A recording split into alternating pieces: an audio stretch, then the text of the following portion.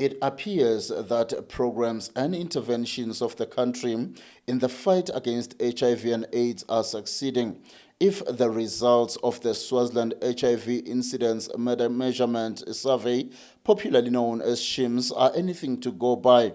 In particular, the annual rate of new HIV infections and the extent of viral load suppression among those on anti-retroviral treatment.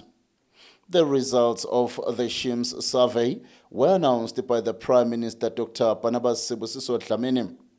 The Prime Minister says it is the first empirical evidence of progress in tackling one of the prevailing challenges in the fight, that is, the rate of new HIV infections.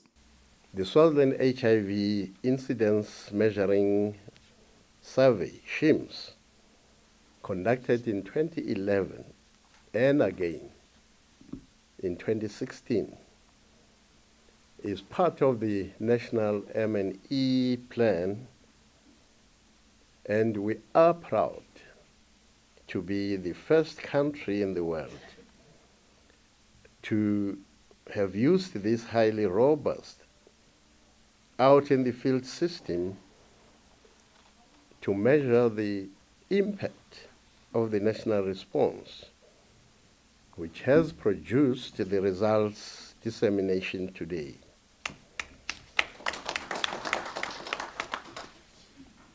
In this regard, we are today announcing the results of two major impact indicators: the incidence of new HIV infections and our effectiveness in suppressing viral load through antiretroviral treatment.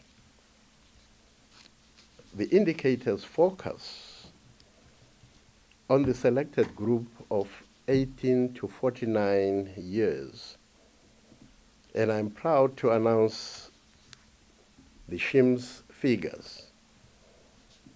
Firstly, the annual rate of new infections as a proportion of our population has been reduced from 2.5% in 2010-2011 to 1.4% in 2015-2016.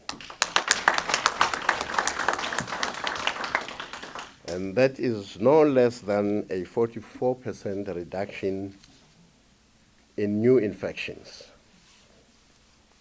Furthermore, for the same age group, we have achieved an increase from 34.8% to 71.3% in the extent of viral load suppression among those on antiretroviral treatment.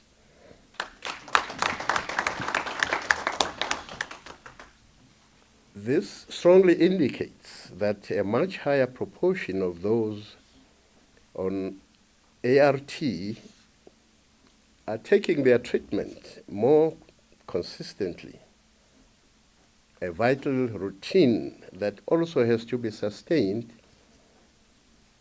for an individual's protection from any slide from HIV into AIDS. The Prime Minister thanked the country's development partners such as Global Fund, UN Family, Clinton Health Access, and the U.S. government through PEPFAR, who supported the SHIMS survey, and many other development partners. He added that now it is time to revitalize the momentum already achieved. The key message today is that we as a nation have achieved a significant reduction in new infections. The rapid scale-up of a comprehensive HIV response, including prevention and treatment, in the past 5 years has made a very significant impact. Reducing and ideally eliminating the incidence of new HIV infections is, however, one battle in a bigger war. His Majesty and Her Majesty have included in Vision 2022 the target of an AIDS-free nation by that year. That dovetails with the globally recognized 3 zero targets: 0 deaths in AIDS, 0 new infections, and 0 stigma against HIV and AIDS. The Prime Minister thanked the country's development partners such as Global Fund, UN Family, Clinton Health Access, and the US government through PEPFAR, who supported the SHIMS survey, and many other development partners. He added that now it is time to revitalize the momentum already achieved and make further substantial inroads towards the elusive goal of 0 new infections. And they should start by committing to the HIV test, which should not be feared, as knowing one's status can be a lifesaver. Reporting for Swazi TV News, I'm Sibusiso Ngubane with LinkedIn Gule Mbabane.